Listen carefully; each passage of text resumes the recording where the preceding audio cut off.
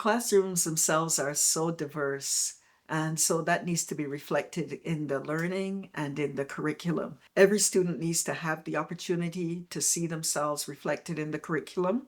And every student needs to have the opportunity to learn about those who they're in class with. Hi, my name's Greg Birkett. I am a history and English teacher, guidance counselor, author and poet as well. Really passionate about the Black Canadian experience and making sure that educators and students are aware of the contributions of Black Canadians and the importance of Black Canadians in Canadian society and to the history of Canada itself. Hi, I'm Coleen Birkett. I'm also a teacher and a writer, and I too have a passion for the Black Canadian experience and ensuring that it's part of the curriculum and that it's done authentically and that students really get a full sense of the Black Canadian contribution to Canada and also of our place currently in Canadian society. We're a brother and sister, and I'm also a teacher and an author and have written poetry as well, done quite a lot of work in the community, taught in different areas of the world also. Together, we're Birkett Educational Consultants, and we've done a lot of work in Edwin, and it's a lot of work that we're happy to share and to talk about.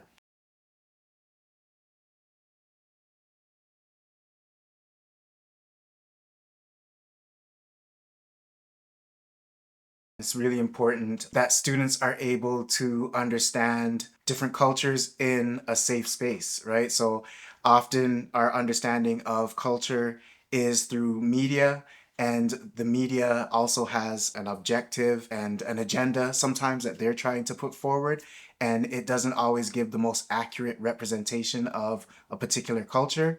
That's how stereotypes are spread.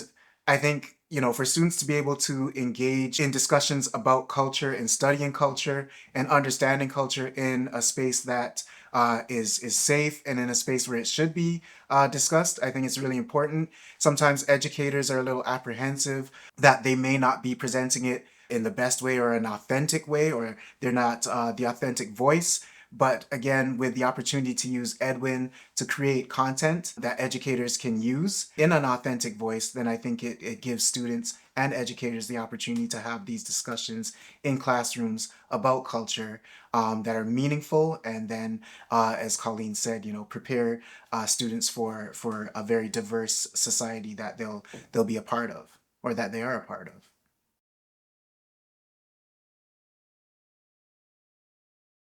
Making use of student prior knowledge or even the families that students are coming from. So speaking to the students' parents or students' caregivers. Sometimes we have experts that are right there in front of us and we don't realize it. And the students themselves can be experts, or they have the means to bring experts in or the resources.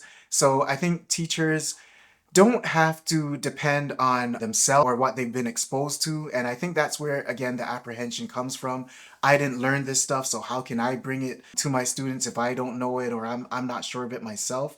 Sometimes just tapping into the students themselves or the students' families or the community and community leaders can bring that authentic voice into the classroom and really give the rich learning opportunities that students can benefit from. Yeah, and just to add to that, including community, not just bringing the community in, but taking students out to the Yeah. community as well. So field trips and things like that, because there really are a lot of places that students can visit, that schools can visit, that will help to educate the students as well and take that pressure off the teachers. And then making sure also that the library is well stocked with resources as well, because a lot of people are not aware of the Black Canadian resources that are out there, whether it be through Edwin or through written work, but just to make sure that all of that is available to the students as well. There's so many resources. We're beyond the point now where we can use the excuse of, well, I can't find it anywhere. I don't know where it is. There's so many resources that are out there, and digitally,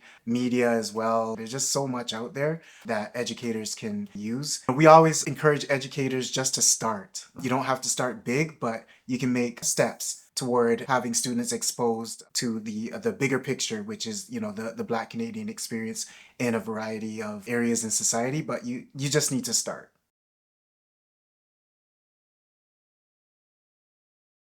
We think it's important for professional development and professional learning to incorporate the opportunities for teachers to learn about the Black Canadian experience, right? So, again, bringing in individuals like Birkett Educational Consultants and others in the community who could actually work with staff and do really meaningful, intentional work, right? So, looking at how different subject areas can incorporate and infuse this learning into their curriculum and not just broad, sweeping, general representations, right? So we think it's really important that educational leaders and systems leaders actually do just that, be leaders and really open it up so that teachers have the knowledge and the resources and feel equipped to actually present this learning to their students.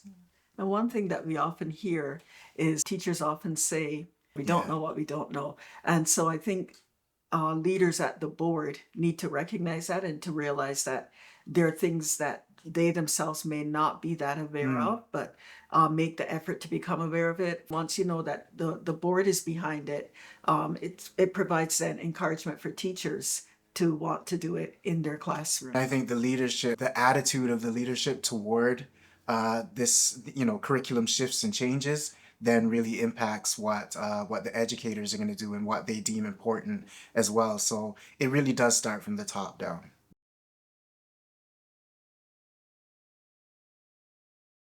Educators need to themselves maybe tap into the community for learning for themselves first before bringing it to the classroom and talk to individuals so that they can get a better sense of what would be appropriate versus what might come across as even offensive. There's educators themselves tapping into community resources and learning, and then having broad opportunities for students to have their culture represented, and then learning from the students themselves how much they want to offer and how much they'd like to be involved. So for instance, I remember having a poetry cafe at a school, a particular school that I was doing a workshop with. We put it out there, myself and another teacher, that students could contribute baked goods that they could bring in for this poetry cafe. We found that students were then using it as an opportunity, and we didn't say this, but they were using it as an opportunity to represent culture. So some of the students were saying,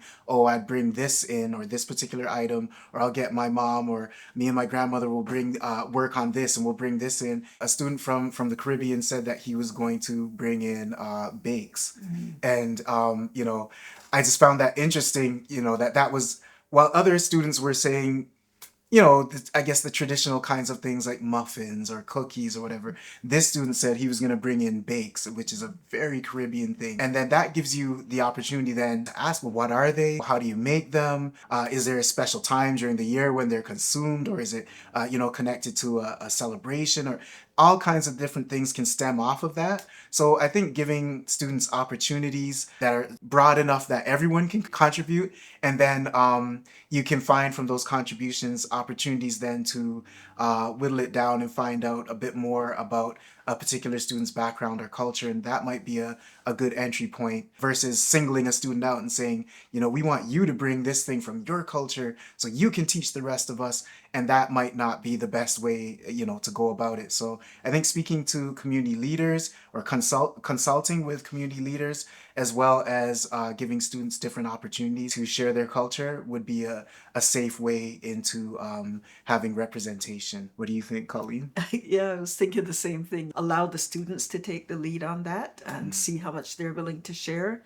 And also, things could sometimes be born out of a conversation that Mm. you may be having with a parent or a relative of one of your students, and then they themselves, kind of volunteer and say, "But I'd be happy to come and share that with the class." So it's kind of allowing it to happen organically rather than just pointing someone out and say, "Well, because you're black, then you should be able to do this." And could chances are that the student may not know a thing about it and their family may not know a thing about it, so we can't really make the assumption. As we said, it's very diverse, Yeah. so we have to allow those who are a part of the community to take the lead.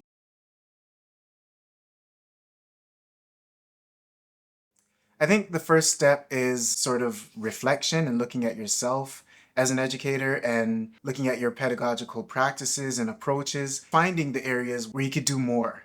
So I think it's really, self-examination and reflection. We often start with, or when we're doing professional learning, it's sort of this idea of, what biases do you have? Exploring your biases and your background, and seeing where that might impact what it is that you're presenting to students on a daily basis, or what you're leaving out. And then from there, filling in your own gaps, and taking the steps to address the gaps that you have. And I think that's sort of the very first step, the first initial step, versus just diving in and trying to. It sounds cliche, but unfortunately, this is the reality. Checking off boxes. You don't want to do that. You really want it to be authentic and come from a place of a really caring place, and not just, well, this is what I've been told to do, so I'm going to start this way. But I think when you're really reflecting on your own practices and who you are and how you've interacted with people of different cultures and how that's been shaped, I think that's where you can get a real authentic start to being a bit more diverse and inclusive in your pedagogical practices. What we also like to share is a more practical approach or hands-on ideas that teachers can do tomorrow, right? So, we've shared things, for example, during the hockey playoffs. If you're talking about hockey, you can, show the students a clip about the Black Hockey League and how some of the things in the NHL were actually influenced by the Black Hockey League. That's that's one way that the Black experience can be brought in. Also, say in science class, a lot of things that they're being asked to do in science class now is researching scientists, and often when examples are presented, they're just presented from one culture. Yeah. So presenting some Black people as well as examples of scientists that can be researched. So again, you don't need to know a whole lot, but you're still being inclusive in your pedagogy so that students can see, yes, there are Black scientists as well as scientists from other cultures. So just some practical things that don't require a lot of knowledge, and that may seem as though you're not being authentic, but you're just ensuring that you're including the Black contribution in these different areas. Also, I'd like to include, be willing to learn along with your students, right? Right. You don't have to be, this wealth of information, or know the subject matter, totally, right? You can be willing to